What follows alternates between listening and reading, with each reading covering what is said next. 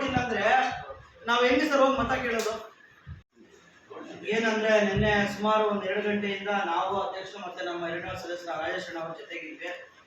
ಈ ತರ ನಾವು ನೀರು ಕಂಪೋಸ್ ಹತ್ರ ನೀರು ಚೆಕ್ ಮಾಡಕ್ ಹೋದ್ವಿ. ಯಾಕಂದ್ರೆ ಇತ್ತೀಚಿನಲ್ಲಿ ಅವರು ಹೇಳ್ತಾ ಇದ್ರು ನಮ್ಮ ವಾಟರ್ ಮ್ಯಾನ್ ಮುನ್ಸ್ವಾಮಿ ಅವ್ರಿಗೆ, ಇದು ಕರೆಂಟ್ ಎಲ್ಲ ಆಫ್ ಮಾಡಿ ನಾವು ಮೋಟರ್ ಶಿಫ್ಟ್ ಮಾಡಬೇಕು ಅಂತ ಕೇಳ್ತಾ ಇದ್ರು. ನಾವು ಇಟ್ಕೊಂಡು ಏನು ಸರ್ ಏನು ಶಿಫ್ಟ್ ಮಾಡ್ತೀರಾ ಅಂತ ಕೇಳಿದಾಗ ಈ ತರ ಅಂತ ಹೇಳಿದ್ರು. ನಾವು ಬಂದಾದ್ಮೇಲೆ ನಾವು ಇಷ್ಟೇ ಮಾತ್ರ ಇದಕ್ಕೋಸ್ಕರ ಪೊಲೀಸ್ ಸ್ಟೇಷನ್ ಹೋಗಿದ್ದಾರೆ ನಮ್ಮ ಮೇಲೆ ಕಂಪ್ಲೇಂಟ್ ಮಾಡೋಕ್ಕೆ. ನಾವು ಜನಪ್ರತಿನಿಧಿಗಳಾಗಿ ನಮ್ಗೆ ಕೇಳೋ ಹಕ್ಕಿಲ್ಲ, ನಮ್ಗೆ ರೈಟ್ಸ್ ಇಲ್ಲ, ನಮಗೆ ಲೋಕಲ್ ಬಾಡಿ ಅವ್ರಿಗೆ. ನಾವೇನು ನಮ್ಮ ಮನೆಗೆ ನಾನು ಕೇಳ್ತಾ ಇದ್ದೀವಿ ನಾವು ಹೋಗಿ. ಈಗ ಏನೇ ಒಂದು ಕೆಲಸ ಮಾಡ್ಬೇಕಂದ್ರೆ ಕಾಮಗಾರಿ ಮಾಡ್ಬೇಕಂದ್ರೆ ಈ ತರ ಇದೆ ಸರ್, ಈ ತರ ಇದೆ ಅಂದ್ಬಿಟ್ಟು ಒಂದು ಬಾಡಿ ಇದೆ, ಒಂದು ಆಫೀಸರ್ಸ್ ಇದ್ದಾರೆ, ಬಂದು ಕುತ್ಕೊಂಡು ಈ ತರ ಈ ಖಾಲಿ ಕಾಮಗಾರಿ ಈ ತರ ಮಾಡೋಣ ಅಂತ ಹೇಳ್ಬಿಟ್ಟು ಮಾತಾಡ್ಕೊಂಡು ಇಬ್ರು ಹೋಗಿ ಮುನ್ಸ್ಕೊಂಡು ಇಂಥ ಜಾಗದಲ್ಲಿ ಮಾಡೋಣ ಅಂತ ಹೇಳಿದ್ರೆ ಅದೊಂದು ಸೌಜನ್ಯತೆಯಿಂದ ಆಗ್ಬೋದು. ಸರಿ ಬಿಡು ಅಂತ ನಾವು ಬಿಟ್ಬಿಟ್ವಿ. ಮತ್ತೆ 5:45 ನಮ್ಮ ಚೀಫ್ ಆಫೀಸರ್ ಅವ್ರಿಗೆ ವಾಟ್ಸಾಪ್ ಮುಖಾಂತರ ಒಂದು ಲೆಟರ್ ಹಾಕ್ತಾರಂತೆ, ಈ ತರ ನಾವು ಮೋಡ್ ಶಿಫ್ಟ್ ಮಾಡಬೇಕು ಅದು ಇದು ಅಂತ. ಮೇಡಮ್ ಅವ್ರು ಏನು ಹೇಳಿದ್ದಾರೆ, ಆಯ್ತು ಸರ್ ನೋಡೋಣ ಅಂತ ಹೇಳಿದ್ದಾರೆ. ಅಷ್ಟೇ, ಅವ್ರೇನು ಪರ್ಮಿಷನ್ ಕೊಟ್ಟಿಲ್ಲ. ಸರಿ ಅಂದ್ಬಿಟ್ಟು ನಮ್ಮ ಹುಡುಗ ಒಬ್ಬ ನನಗೆ ಫೋನ್ ಮಾಡಿದ್ರು, ಅಣ್ಣ ಈ ಥರ ಯಾರ ಕೆರೆ ಹತ್ರ ಎಲ್ಲ ಈಗ ಜನ ಇದ್ದಾರೆ, ಮೋಟ್ರ್ ಏನೋ ಇದು ಮಾಡ್ತಾ ಇದ್ದಾರೆ ಅಂತ ಹೇಳಿದ್ರು. ಫಸ್ಟ್ ನಾನೇ ಅಲ್ಲಿ ಹೋಗಿದ್ದು. ನಾನು ಹೋಗಿ ಕೇಳಿದೆ, ಸರ್ ಏನು ಮಾಡ್ತೀವಿ ಸರ್, ಏನಿದು ಅಂತಂದರೆ ನೀವೇನು ಪರ್ಮಿಷನ್ ಕೊಟ್ಟಿದ್ದೆ ಅಂದರೆ, ಇಲ್ಲ ಸರ್ ನಂಗೆ ಪರ್ಮಿಷನ್ ಕೊಟ್ಟಿಲ್ಲ, ನಂಗೆ ಲೆಟ್ರ್ ಕೊಟ್ಟಿದ್ದಾರೆ ಅಷ್ಟು, ವಾಟ್ಸಪ್ ಮುಖ ಒಂದು ಲೆಟ್ರ್ ಕೊಟ್ಟಿದ್ದಾರೆ ಸರ್, ಅದನ್ನು ನಿಮ್ಮೆಲ್ಲರನ್ನ ಗಮನಕ್ಕೆ ಇಟ್ಕೊಂಡು ನಾವು ಮಾತಾಡ್ತೀವಿ ಅಂತ ನಿಮ್ಮ ಮೇಡಮ್ ನಮ್ಗೆ ಹೇಳಿ ಸರಿ ಅಂತ ಹೇಳಿದ್ರು. ಮತ್ತೆ ಆವಾಗಿಂದ ಸ್ಟಾರ್ಟು, ನಿಮ್ಮ ಕೇಳಿ ಏನಾದ್ರು ಮಾಡ್ಕೊಳ್ಳಿ, ನೀವ್ಯಾರು ನಿಲ್ಸಕ್ಕೆ ಹೆಂಗೆ ಅಂತ. ಸಮಯ ಜನ ಕೇಳೋದು ನಮ್ಗೆ ನೀರು. ಯಾಕಂದ್ರೆ ವಾರ್ಡ್ಗಳಲ್ಲಿ ಗೆದ್ದು ಬಂದಿರ್ತಾರೆ ಸದಸ್ಯರು ಕೇಳ್ತಾರೆ. ಯಾಕೆಂದ್ರೆ ಇಲ್ಲಿ ಗುಡಬಾಂಡೆ ಪಟ್ಟಣದಲ್ಲಿ ನೀರು ಸಮಸ್ಯೆ ಇಷ್ಟ ಆಗಿದೆ ಅಂತ ನಿಮ್ಗೆಲ್ಲ ಗೊತ್ತಿದೆ. ಯಾಕಂದ್ರೆ ನಮ್ಮೆಲ್ಲ ಪತ್ರಿಕೆ ಮಾಧ್ಯಮ ಎಲ್ಲ ಮನೇಲಿ ಇಲ್ಲೇ ಇರೋದು. 8 ದಿನ 9 ದಿನ ಆಗ್ತದೆ ಒಂದು ಮನೆ ಒಂದು ಪೇಟೆಗೆ ಒಂದು ವಾರ್ಡ್ ನೀರು ಬರೋಕ್ಕೆ. ಮತ್ತೆ ಅದರಲ್ಲೊಂದು ಅದ್ರಲ್ಲಿ ಮಣ್ಣು ಹಾಕಿದ್ದಾರೆ, ಆ ನೀರೆಲ್ಲ ಕೆಂಪು ನೀರು ಬರ್ತಾ ಇದೆ. ಇವತ್ತು ನಾನು ವಾಟ್ಸಾಪ್ ಅಲ್ಲಿ ತೋರಿಸಿ ನೋಡ್ರಿ, ದಿನ ನಮ್ಮ ವಾರ್ಡಲ್ಲಿ ನನ್ಗೆ ಎಷ್ಟು ಜನ ನಂಗೆ ಆಗ್ತಾ ಇದ್ದಾರೆ ಅಂತ. ನಾವು ಜನಕ್ಕೆ ಏನಂತ ಹೇಳಕ್ಕೆ, ಸಾರ್ವಜನಿಕ ಏನಂತ ಹೇಳಕ್ಕಾಗುತ್ತೆ ಹೇಳಿ? ಆಯ್ತು ರೆಡಿ ಮಾಡಿಸಿ ನಾವು ಸುಮಾರು 2-3 ತಿಂಗಳು ಹೇಳ್ಕೊಂಡೇ ಬರ್ತಾ ಇದ್ದೀವಿ. ಇತ್ತೀಚಿನ ದಿನಗಳಲ್ಲಿ ಒಂದು ಹಲವಾರು ರೀತಿಯ ವಿದ್ಯಮಾನ ನಡೆದೋಗಿದೆ. ಯಾಕಂದ್ರೆ ಇಡೀ ದೇಶದಲ್ಲೇ local body is A supreme. ಪ್ರತಿಯೊಂದಕ್ಕೂ ಲೋಕಲ್ ಬಾಡಿ ಸುಪ್ರೀಂ. ಲೋಕಲ್ ಅಲ್ಲಿ ಏನ್ ನಿರ್ಣಯ ತಗೋಬೇಕಂದ್ರು ಏನ್ ಮಾಡ್ಬೇಕಂದ್ರು ಅಲ್ಲಿ ಇರ್ತಕ್ಕಂಥ ಲೋಕಲ್ ಬಾಡಿ ಏನ್ ಡಿಸೈಡ್ ಮಾಡ್ತಾರೆ, ನಮ್ಗೆ ಬೇಕು ಅಂದ್ರೆ ಬೇಕು, ಈಗ ಬೇಡ ಅಂದ್ರೆ ಬೇಡ. ಅದು ಸಂವಿಧಾನದಲ್ಲೇ ಇದೆ, ಲೋಕಲ್ ಬಾಡಿ ಏನ್ ತೀರ್ಮಾನ ತಗೊಂಡ್ರೆ ಅದಕ್ಕೆ ಎಲ್ಲ ಬದ್ಧವಾಗಿರ್ಬೇಕು ಅಂತ. ಆದ್ರೆ ಇತ್ತೀಚೆಗೆ ಕೆಲ ಗೂಂಡಾ ಇಂಜಿನಿಯರ್ಗಳು ಆ ರೀತಿ ವರ್ತನೆ ಮಾಡ್ತಾ ಇದ್ದಾರೆ. ಗೂಂಡಾಗಳಿಗಿಂತ ಹೆಚ್ಚಾಗಿ ಇಂಜಿನಿಯರ್ಗಳು ಇಂಜಿನಿಯರ್ ಕೆಲಸ ಮಾಡಬೇಕು, ಸರ್ಕಾರಿ ಅಧಿಕಾರಿ ಸರ್ಕಾರಿ ಕೆಲಸ ಮಾಡಬೇಕು. ಆದ್ರೆ ಇಲ್ಲಿನ ಕೆಲ ಸರ್ಕಾರಿ ಅಧಿಕಾರಿಗಳು ಕಾಣದ ಕೈಗಳಿಗೆ ಕೈಗೊಂಬೆಗಳಾಗಿ ಕಾಂಟ್ರಾಕ್ಟ್ ಕೆಲಸಗಳಾಗಿ ಕೈಗೆತ್ತಿಕೊಂಡು ಬ್ರೋಕರ್ಗಳಾಗಿ ಕೆಲಸ ಮಾಡ್ತಾ ಇದ್ದಾರೆ. ಇದು ಪ್ರಜಾಪ್ರಭುತ್ವನ? ಪ್ರಜಾಪ್ರಭುತ್ವದಲ್ಲಿ ಒಬ್ಬ ಅಧಿಕಾರಿಗೆ ಒಳ್ಳೆಯ ಸ್ಥಾನಮಾನ ಇದೆ. ಅಧಿಕಾರಿ ಏನ್ ಮಾಡ್ಬೇಕು, ಒಬ್ಬ ಕಾಂಟ್ರಾಕ್ಟ್ ಕೂತ್ಕೊಂಡಿರ್ತಾನೆ, ಟೆಂಡರ್ ಹಾಕೊಂಡಿರ್ತಾನೆ, ಆ ಕೆಲಸವನ್ನ ಕ್ರಮಬದ್ಧವಾಗಿ ಮಾಡ್ತಾ ಇದ್ದಾನೆ ಇಲ್ವಾ ಅಂತ ಪ್ರಶ್ನೆ ಮಾಡ್ಬೇಕು. ಆದ್ರೆ ಕಾಂಟ್ರಾಕ್ಟರ್ಗೆ ಇನ್ವಾಲ್ವ್ ಆಗ್ಬಿಟ್ಟು ಕಾಂಟ್ರಾಕ್ಟ್ ಕೆಲಸಗಳನ್ನ ಮಾಡಿದ್ರೆ ಅವ್ರನ್ನ ಸರ್ಕಾರಿ ಅಧಿಕಾರಿಗಳು ಅಂತಾರ. ನಮ್ಮ ಗುಡಿಬಂಡೆಯಲ್ಲಿ ಅದೇ ನಡೀತಾ ಇರೋದು. ಅದನ್ನ ಪ್ರಶ್ನೆ ಮಾಡಕ್ ನಾವು ಹೋದ್ರೆ ನೀನ್ ಯಾವನು, ನೀನ್ ಯಾರು, ನೀನ್ ಎಷ್ಟು ದಿನ ಇರ್ತೀಯ ಸದಸ್ಯ ಸ್ಥಾನದಿಂದ ಅಂತ ನಮ್ಗೆ ರೋಪ್ ಹಾಕ್ಬೋದು. ಇದು ಪ್ರಜಾಪ್ರಭುತ್ವ ವ್ಯವಸ್ಥೆ.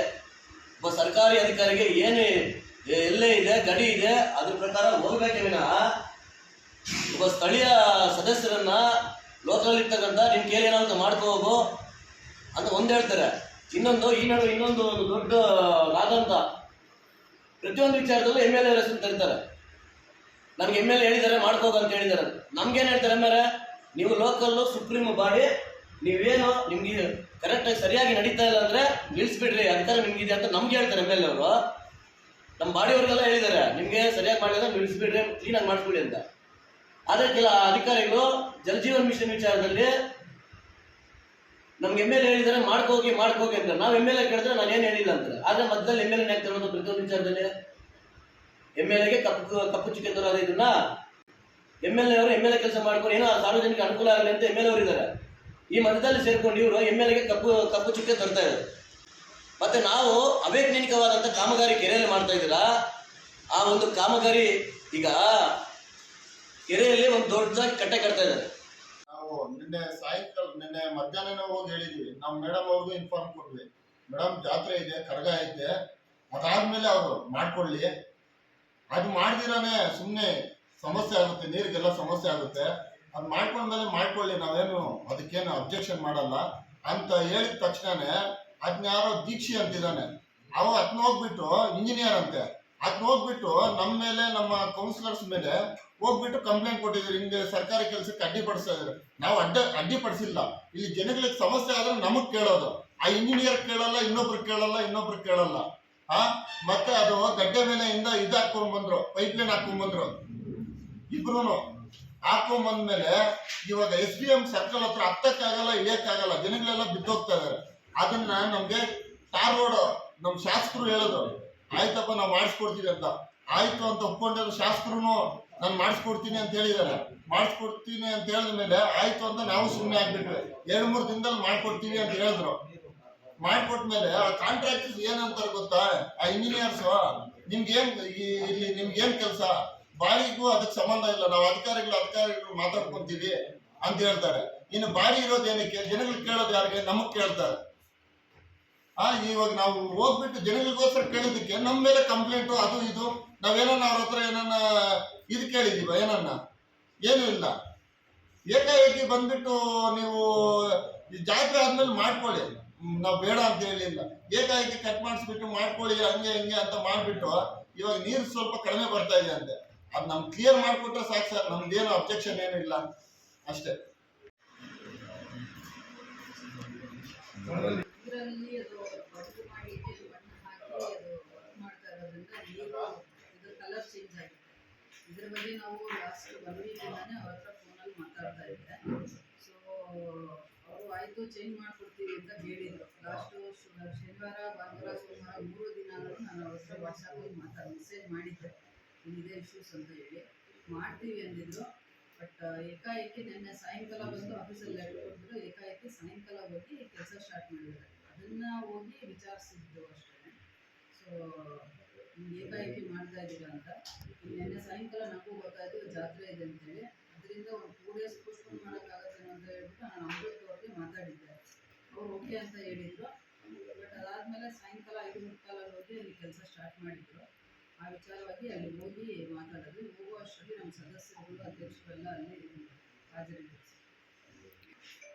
ಸರ್ ಅದು ಕಾಮಗಾರಿ ಸ್ಟಾರ್ಟ್ ಮಾಡಿದಾಗಿಂದನೂ ನೀರು ಫುಲ್ಲು ಕಲರ್ ಚೇಂಜ್ ಆಗಿತ್ತು. ಫಿಲ್ಟರ್ ಮಾಡಿದ್ರೂ ನೀರು ಇದಾಗ್ತಾ ಇತ್ತು, ಕಲರ್ ಬದಲಾವಣೆ ಆಗ್ತಾ ಇತ್ತು, ಕೆಂಪಿಗೆ ಬರ್ತಾ ಇತ್ತು.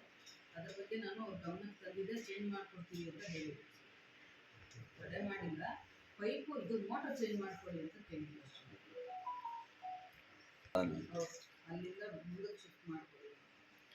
ಈಗ ನಿಮ್ಮ ಪಟ್ಟಣ ಸರ್ ಅದು ನಮ್ಗೆ ನಿನ್ನೆ ಸಂಜೆ ಅಲ್ಲಿ ಹೋದಾಗಲೇ ಗೊತ್ತಾಯ್ತು. ಯಾಕೆ ಕೊಟ್ಟಿದ್ದು, ಯಾಕೆ, ಏನು ವಿಚಾರ, ಏನಂತ? ಕಾಮಗಾರಿ ತಡೆ ಮಾಡಕ್ಕೆ ಬರ್ತಾ ಇದ್ದಾರೆ ಅಂತ ಹೇಳ್ಬಿಟ್ಟು